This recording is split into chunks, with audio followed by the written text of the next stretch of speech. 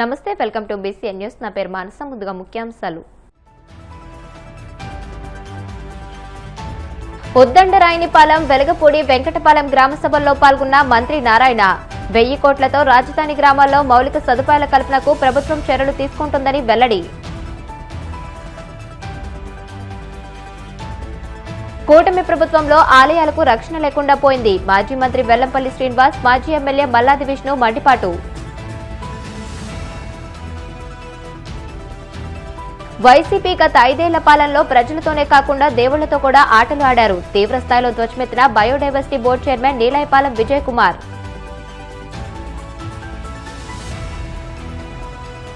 కోట్లాది మంది శ్రీవారి భక్తుల మనోభావాలను దెబ్బతీసిన కూటమి కుతంత్రం విఫలమైంది. వైసీపీ లీగల్ సెల్ అధ్యక్షుడు మనోహర్ రెడ్డి విమర్శలు. 1000 కోట్లతో రాజధాని గ్రామాల్లో మౌలిక సదుపాయాల కల్పనకు ప్రభుత్వం చర్యలు తీసుకుంటుందని రాష్ట్ర పురపాలక పట్టణాభివృద్ధి శాఖ మంత్రి నారాయణ తెలియజేశారు. రాజధానిలో ఉద్దండరాయనిపాలెం, వెలగపూడి, వెంకటపాలెంలో గ్రామ సభలు నిర్వహించారు. ఈ సందర్భంగా మంత్రి మాట్లాడుతూ, ముందుగా మౌలిక సదుపాయాల కల్పన కోసం 950 కోట్లతో డీటెయిల్స్ ప్రాజెక్ట్ రిపోర్ట్ రూపొందించడం జరిగిందని, గ్రామ సభల్లో రోడ్లు, ఇతర అవసరాలు ప్రభుత్వం దృష్టికి వచ్చాయని అన్నారు. దీంతో అదనంగా మరో 50 కోట్లు అవసరమవుతాయని అంచనా వేయడం జరిగిందని అన్నారు. రాజధాని నిర్మాణంతో పాటు గ్రామాల అభివృద్ధికి ప్రత్యేక ప్రణాళికతో ముందుకు వెళ్తున్నామని అన్నారు. గ్రామం బయట ఏదైతే ల్యాండ్ పూలింగ్ తీసుకుని ఇన్ఫ్రాస్ట్రక్చర్ ఇంటర్నేషనల్ స్టాండర్డ్ లో చేస్తున్నారు, గ్రామాల లోపల కూడా అదే స్టాండర్డ్ లో ఉండాలని ముఖ్యమంత్రి గారు 2014-19 ఆదేశించడం.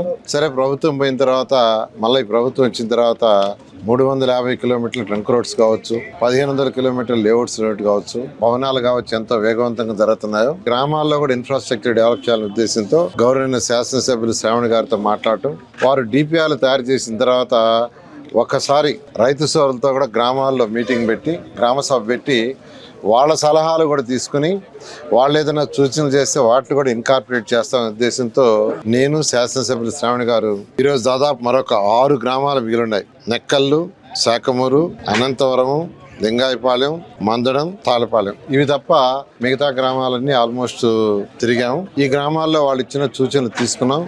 అవన్నీ అధికారులకు యాక్చువల్గా ఇన్స్ట్రక్షన్ ఇచ్చాము. అన్ని దగ్గరలా కంప్లీట్ గా సిమెంట్ రోడ్లు వేసేటట్టుగా అండర్ గ్రౌండ్ డ్రైనేజ్, అంటే బాత్రూమ్ నుంచి అయినా, కిచెన్ నుంచి అయినా, టాయిలెట్స్ నుంచి వచ్చే వాటర్ ఓపెన్ డ్రైన్స్ కాకుండా భూమి లోపల పోయే విధంగా ల్యాండ్ పూలింగ్ తీసుకొని ఇంటర్నేషనల్ స్టాండర్డ్ లో అండర్ గ్రౌండ్ చేస్తున్నాం. మొత్తం 29 గ్రామాల్లో కూడా అండర్ గ్రౌండ్ చేయమని ముఖ్యమంత్రి గారు ఆదేశించడం ఆ విధంగా జరుగుతుంది. అదేవిధంగా డ్రింకింగ్ కూడా గ్రామాల్లో ప్రజలకి ప్రతి ఒక్కరికి రోజుకు 40 లీటర్లు ఇస్తారు స్టాండర్డ్. అలా కాకుండా ఇప్పుడు ఏదైతే లేఅవుట్స్ లో ప్రతి ఒక్కరికి 135 లీటర్లు ఇచ్చే విధంగా డిజైన్ చేసాము. ఈ 29 గ్రామాల్లో కూడా 135 లీటర్లు ఇచ్చే విధంగా ఆదేశించారు. వీళ్ళందరికీ వాటర్ కూడా ఆ యొక్క లేఅవుట్స్ లో, కొత్తగా వేసే లేఅవుట్స్ లో ఎక్కడి నుంచి అయితే వాటర్ వస్తుందో అక్కడి నుంచే ఈ విలేజ్ లో కూడా వచ్చే విధంగా ముఖ్యమంత్రి గారు చెప్పిన ఆదేశించడంతో వారి ఆదేశం ప్రకారం యాక్చువల్గా డిపిఆర్లు తయారు చేశారు. వాటిని గ్రామాల్లో చూపించడం జరిగింది. కొన్ని సూచనలు ఇచ్చారు. ఆ సూచనలన్నీ ఇన్కార్పొరేట్ చేసి వీలైనంత వరకు మెజారిటీ వర్క్ వర్షాలు పోయే లోపలే పూర్తి చేయాలని నిర్ణయించాం.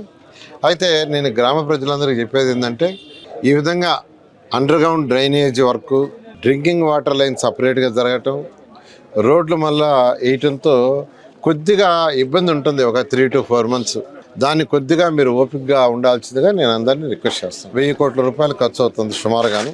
దాదాపు 950 కోట్లతో ఎస్టిమేషన్ వేశారు. అయితే ఇప్పుడు గ్రామాలకు పోయినప్పుడు మరికొన్ని వసతులు అవి కూడా అడగడం జరిగింది. అవి కూడా ఇన్కార్పొరేట్ చేయడం వల్ల సుమారుగా 1000 కోట్ల రూపాయలు.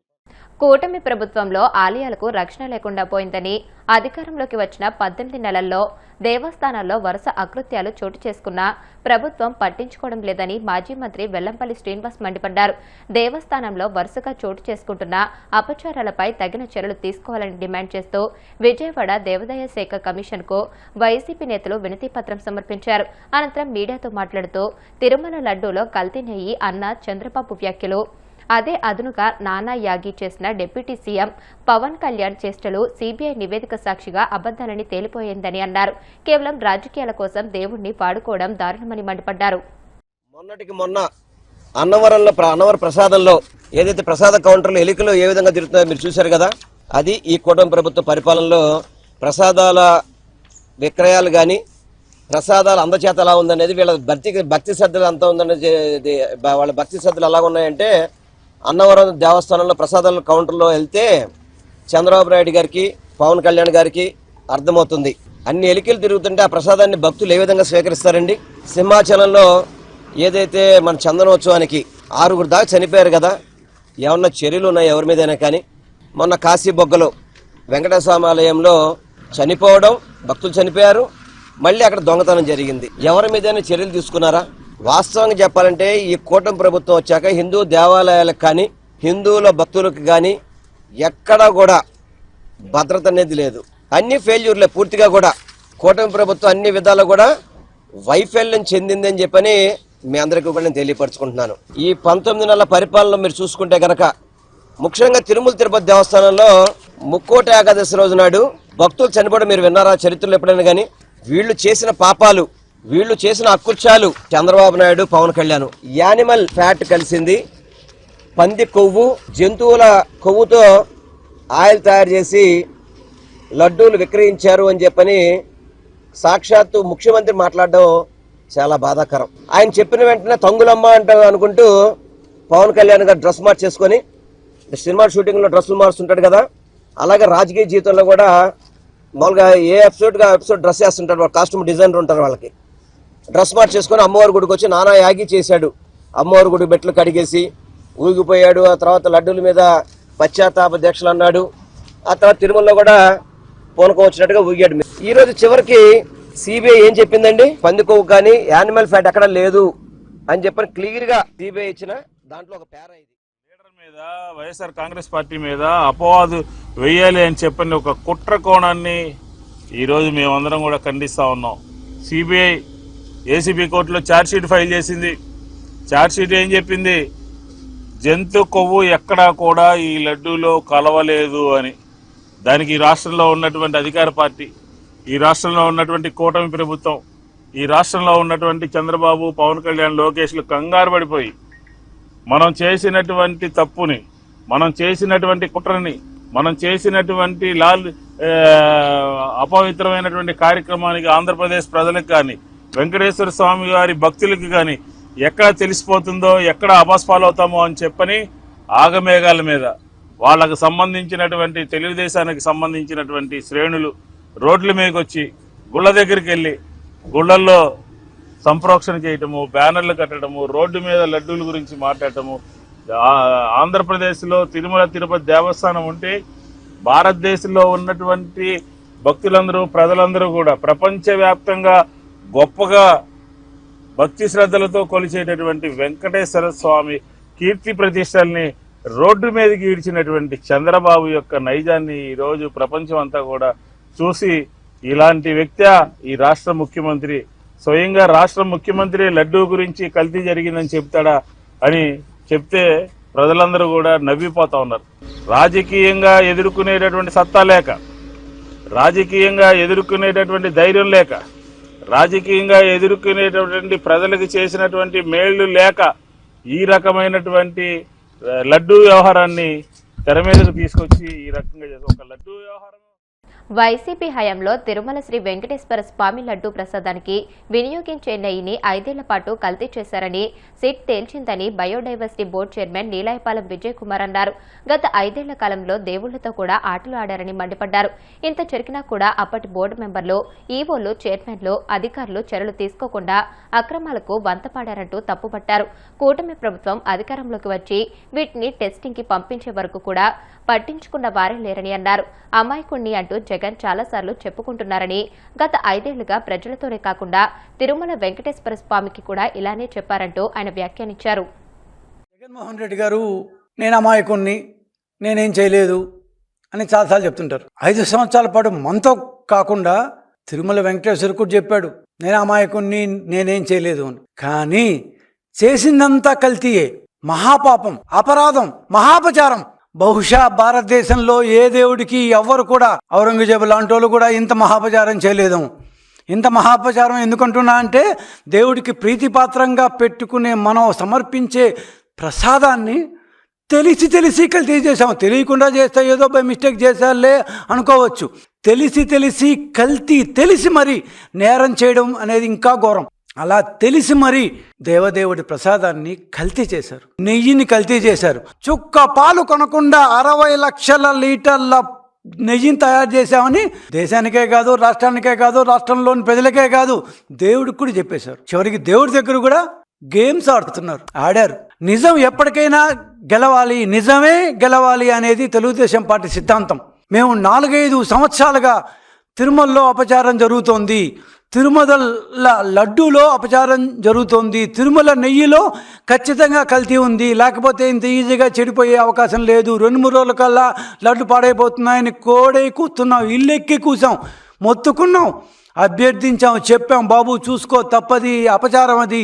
ఆయన కానీ, ఆయన పార్టీ కానీ, ఆయన పార్టీని మించిన 2 చైర్మన్లు కానీ ఎవరు పట్టించుకోలేదు. సరికదా, తెలిసి మరి నోయింగ్ ఫుల్లీ వెల్ కల్తీని కంటిన్యూ చేశారు. ఎవరికైతే ఆ శాంపుళ్ళు, తప్పుడు శాంపుల్ తెలిసాయో వాళ్ళకే మళ్ళీ 2 సంవత్సరాల పాటు ఇచ్చారు.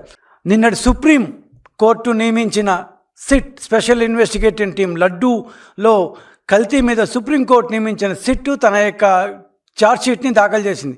దానిలో కొన్ని పాయింట్స్ అక్కడక్కడ విని మనం కూడా తెలుసుకోవడం జరిగింది. ఆ పాయింట్స్లో ఉండేది ఏంటంటే 2019-24 మధ్యలో దేవదేవుడు శ్రీ వెంకటేశ్వరుడు, కలియుగ దైవమైన వెంకటేశ్వరుడు గారి ప్రసాదం లడ్డు తయారీలో ఉపయోగించే లడ్డులో వాడే నెయ్యిని 5 ఏళ్ల పాటు కల్తీ చేశారు అని సిట్టు తేల్చింది.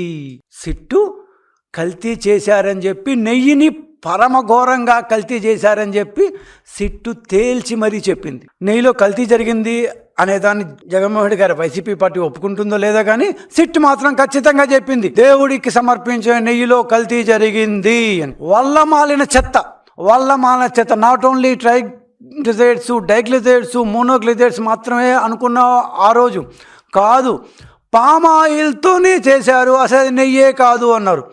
ఏ భోలేబాబా డైరీ అయితే మ్యాక్సిమం సప్లై చేసిందో, ఏ వైష్ణవి డైరీ ద్వారా అయితే వాళ్ళు సప్లై చేయించారో, ఏఆర్ డైరీ తమిళనాడు ద్వారా అయితే వాళ్ళు సప్లై చేయించారో, ఏ ప్రీమియర్ డైరీ ద్వారా అయితే వాళ్ళు సప్లై చేశారో, ఇవన్నీ ఫేక్ సంస్థలు ఉన్నాయి.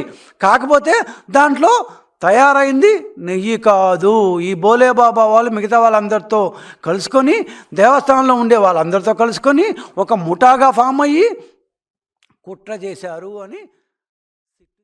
తిరుమల లడ్డూ విషయంలో కూటమి ప్రభుత్వం చేస్తున్న కుట్రలు ఒక్కొక్కటిగా బయటపడుతున్నాయని వైసీపీ లీగల్ సెల్ అధ్యక్షుడు ఎం మనోహర్ రెడ్డి వెల్లడించారు.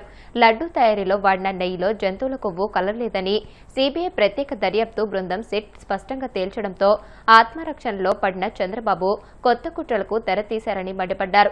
మహాపాపం నిజమంటూ పలు చోట్ల వివాదాస్పద ఫ్లెక్సీలు ఏర్పాటు చేసి మళ్లీ విష ప్రచారానికి దిగారని ఆక్షేపించారు. దేవుణ్ణి రాజకీయాలకు దూరంగా ఉంచాలన్న సుప్రీంకోర్టు ఆదేశాలను సైతం బేఖాతరు చేస్తూ కూటమి ప్రభుత్వం ప్రజల మనోభావాలతో చెలగాటమాడుతుందని ధ్వజమెత్తారు. వైఎస్ఆర్సీపీ పార్టీ పైన నాటి ముఖ్యమంత్రి జగన్ గారు, అప్పటి టీటీడీ చైర్మన్లుగా ఉన్నటువంటి భూమన కరుణాకర్ రెడ్డి గారు, తర్వాత వైవి సుబ్బారెడ్డి గారుల ఫోటోలు వేసి ఫ్లెక్సీలు రాష్ట్ర వ్యాప్తంగా ఏర్పాటు చేస్తూ ఉన్నారు.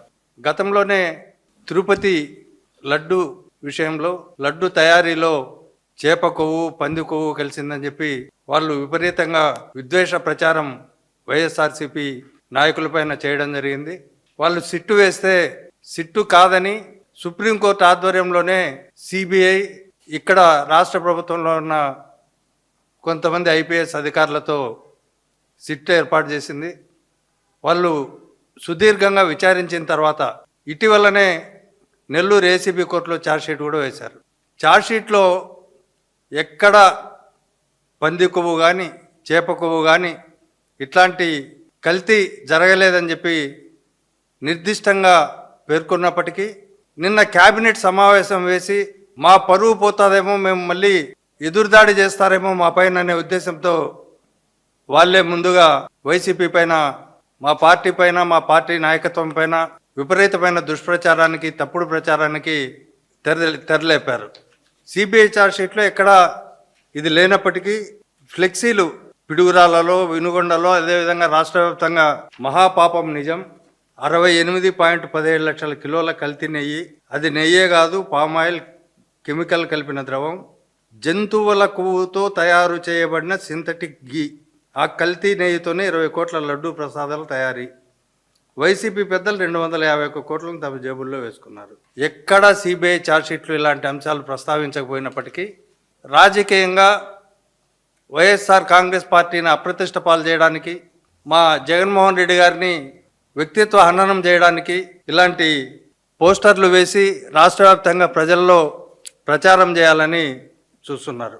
ఇది శాస్త్రీయంగా సిబిఐ శోధించి సాధికారకంగా సిబిఐ నిర్ధారించింది ఏంటంటే పంది కొవ్వు కానీ చేప కొవ్వు కానీ అలాంటి అవశేషాలు ఏంటివి లడ్డూ తయారీలో లేవని.